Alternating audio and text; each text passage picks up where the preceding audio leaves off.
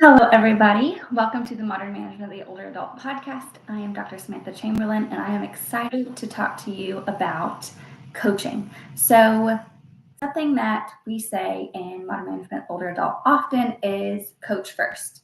And in our live course, we go through this very well repeatedly through all of our labs as far as giving some verbal or some visual feedback and verbal feedback, and coaching is the tactile coaching or touching is the last thing we want to do.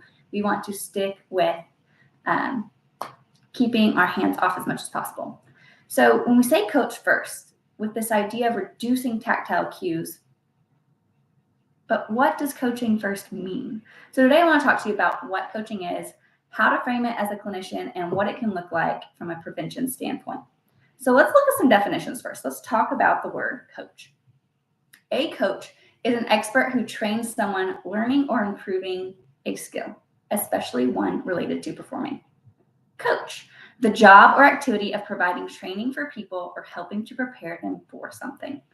Coaching, the act of giving special classes in sports, school subject, or a work-related activity, especially to one person or a small group.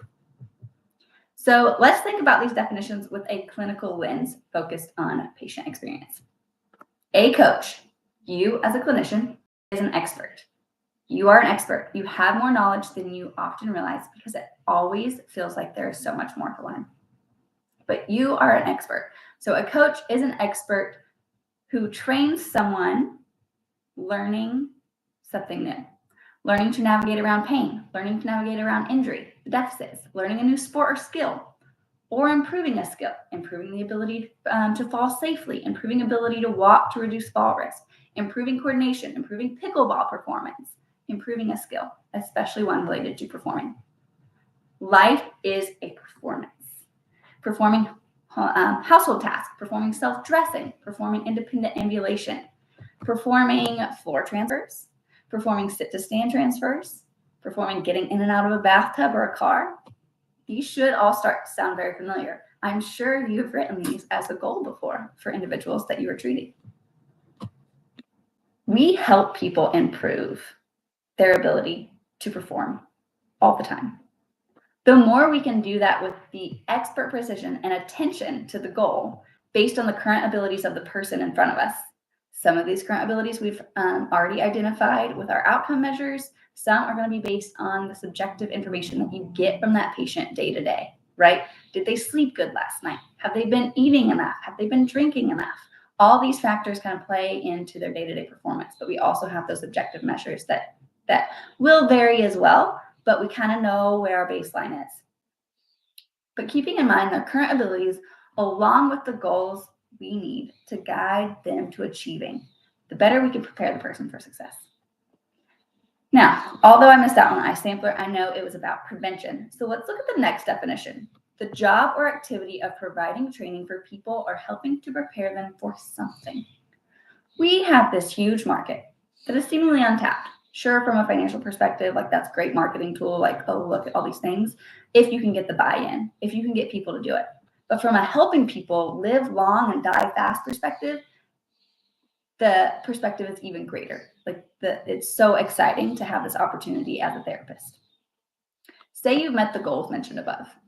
The people are sticking with you. You've greatly improved the older adults' mobility. They have started to see the power of fitness and how they feel and how each day is a little bit easier.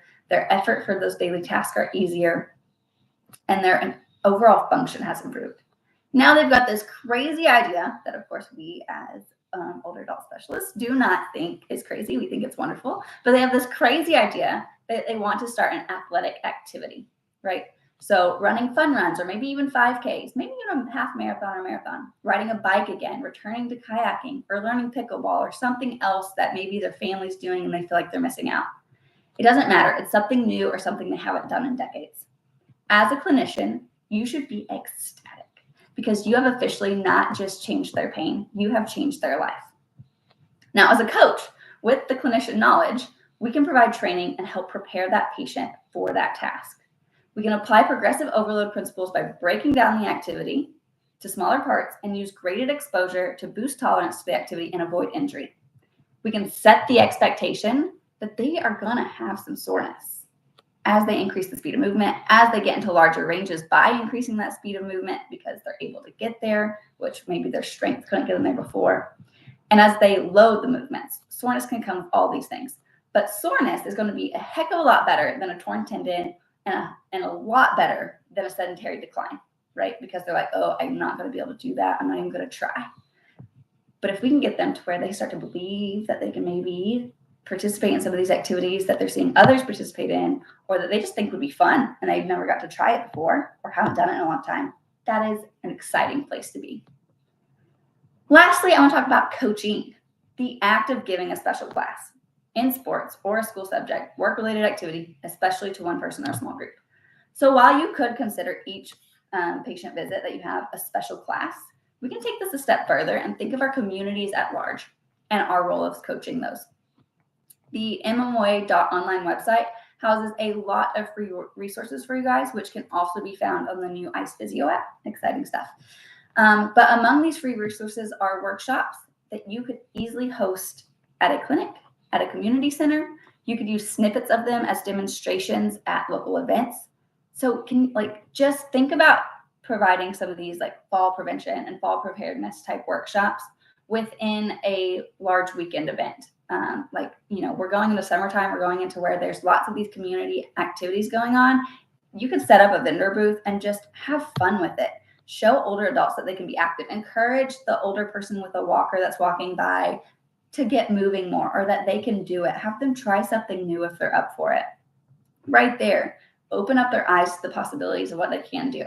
But can you imagine the impact you could start to have by simply making fitness and health focused care seen, in public, in the community, out in the wild? So coaching at each visit also does need to take place. We need to help build self-efficacy and autonomy for our patients. We need to try to use that visual and verbal cues as much as possible to reduce the reliance on our hands as therapists. So we need to be stepping up as coaches. They need to have the confidence to do the movements being asked of them with or without you being present. So coach first. So the takeaways here are going to be that a coach is an expert who trains someone learning or improving a skill, especially one related to performing. In turn, a clinician coach is an expert who trains someone learning or improving a skill to improve performance of a task necessary within that individual's life. We are all humans. We all have similar tasks, but everyone has different requirements throughout their day. You have the background knowledge to know when there are red flags leading you to reduce the intensity of that session, reduce the intensity with that patient, and when you can reassure the patient, all is good. You can push intensity. They can push intensity. It's good. All's clear. So giving them that okay, giving them that confidence that they will be all right to be a little out of breath is okay. Remind them that shortness of breath just sitting is a lot different than shortness of breath because they were putting in some effort. You can give them that okay. You can give them that confidence to keep moving. You can coach. The job or activity of providing training for people or helping to prepare them for something. You can help prepare humans for aging. Each person you meet is an old person in training.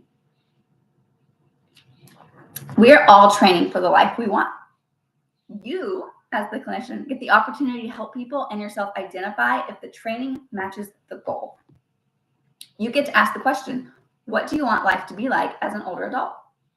A walking program is great, but if your patient wants to be able to travel through a busy airport with luggage, then we probably need some loaded carries. We definitely need some deadlifts to support bracing along with power training to allow that patient to react to a busy environment, to react to a crowd, to react to that having to quickly shuffle and maneuver through different areas with their hands full, right? They don't always have something to reach out for.